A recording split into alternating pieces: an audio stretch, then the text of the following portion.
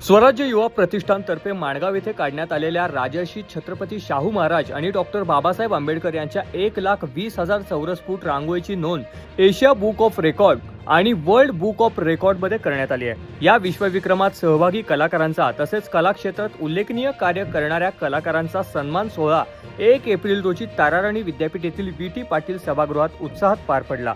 या कार्यक्रमास आमदार जयंत आसगावकर, महापौर रूपाराणी निकम तसेच समाज कल्याण आयुक्त साईसाहेब उपस्थित होते।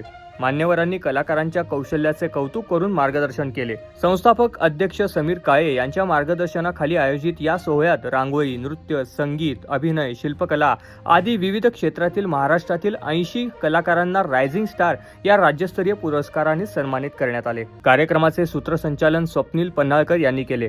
प्रास्ताविक आभा चव्हाण यांनी केले।